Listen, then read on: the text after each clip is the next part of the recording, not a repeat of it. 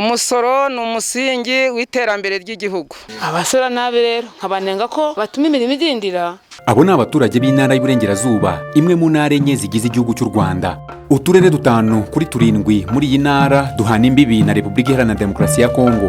Ibi bigatuma habaho ubucuruzi bwambukiranya imipaka. Ibi nanone bigatuma iyi ntara igira iterambere ryihuse bitewe n'imisoro n'amahoro.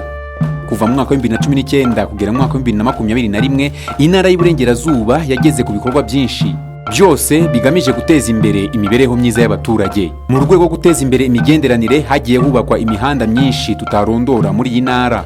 Aha twavuga nk'imihanda yubatswe mu karere ka Rusizi ireshya n'ibirometero 5.8, itwara asaga miliyari 6,529 y'amafaranga y'u Rwanda. Hari n'indi mihanda yagiye yubakwa hirya no hino mu mijyi igize uturere tw'iyi ntara y'Iburengerazuba.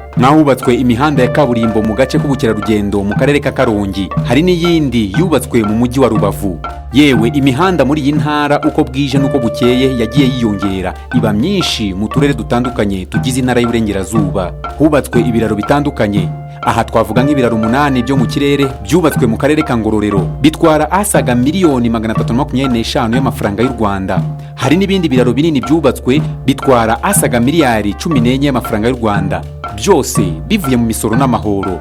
Iyi imihanda n'ibiraro byabonetse, ubucuruzi bw'abaturage burihuta bakiteza imbere. Ni muri urwo rwego hubatswe amasoko menshi atandukanye. Aha twavuga nk'amasoko 3 yambukiranya imipaka yubatswe mu karere ka Rusizi. Nanone twavuga nk'isoko rya kijyambere rya Kigarama ryatwaye asaga miliyoni 435.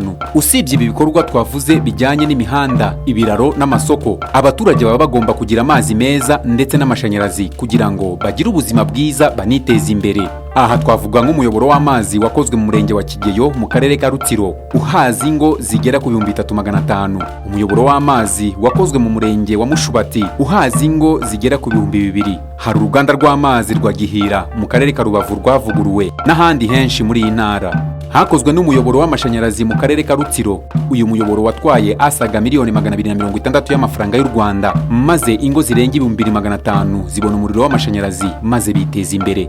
Si ibi gusa byakozwe muri iyi ntara y'Iburengerazuba, hubatswe imidugudu y'icyitegererezo. Ku isonga ari ukugira umuturage utuye neza kandi utekanye. Aha twavuga umudugudu w'icyitegererezo wubakiwe abari batuye mu manegeka, wubatswe mu karere ka Karongi. Bakimara kumpa inzu narishimye cyane. Cyambere nari mvuye mu manegeka nje ku mudugudu.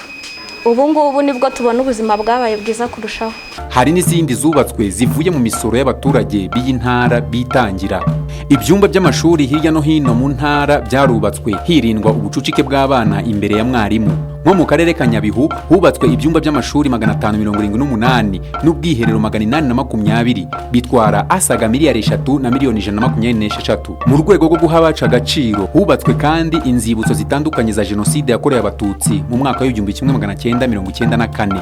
Mu buzima hubatswe ibigo nderabuzima bitandukanye hirya no hino mu ntara ndetse na za poste de santé, byose bivuye mu mbaraga z'abasora b'iyi ntara. Ibi byose tuvuze nibyo tutavuze, ipfundo ni imibereho myiza y'abaturage, bakaba baguwe neza nibyo bahawe, barashimangiza imisoro n'amahoro. Hanjye umaze gusaza ubu mfite imyaka 68, ubu ngubu byangiriye akamaro. Ngewe numvishije bimpaye agashema kuba mvoma mu rugo, nterura amazi nyajyana mu nzu.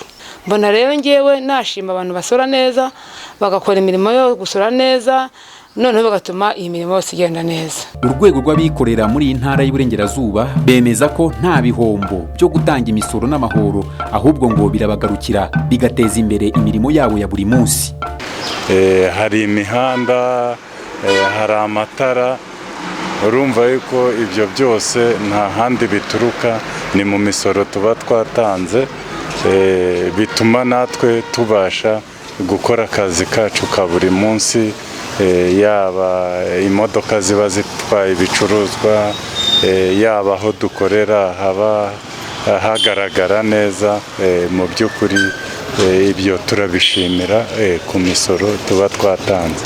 Abanyereza imisoro nubwo ari bake muri iyi ntara y'Iburengerazuba, dore ibyo basabwa. Abo ngabo baba bashaka kwinyereza, inama twabagira ntabwo ari byiza. Basora bakabaho neza n'imiryango yabo ikabaho neza. Abataramenya rero iby'umusoro nabo ni ngombwa kugira ngo utarawumenya tuje tugerageza kumushishikariza ko umusoro ari mwiza ko ufitiye igihugu akamaro. Ubuyobozi bw'intara y'Iburengerazuba bukaba bushimira abasora neza kuko ari bo pfundo ry'iterambere ry'intara y'Iburengerazuba. Ni ukubashimira nubwo ari inshingano zabo, ariko niba hari ugira gutya akaba yayicisha mu myanya y'intoki abandi bakayitanga bishimye kandi batagoranye, abo ngabo navuga ko ari abanyarwanda beza umuntu yashimira. Mu by'ukuri imisoro yo tuyitanze tuba n'ubundi tuvuga ngo n'ubundi n'ibitugarukira mu buryo bumwe cyangwa ubundi biciye muri bya bikorwa leta igenaho ingengo y'imari kugira ngo bifashe imibereho myiza y'abaturage bacu. Dusubize amaso inyuma dusuzume ibyagezweho mu ntara y'Iburengerazuba bikomotse ku misoro n'amahoro, kwirinde icyadusubiza inyuma. Imisoro yawe utanga yagize kandi izakomeza kugira uruhare mu iterambere ry'igihugu.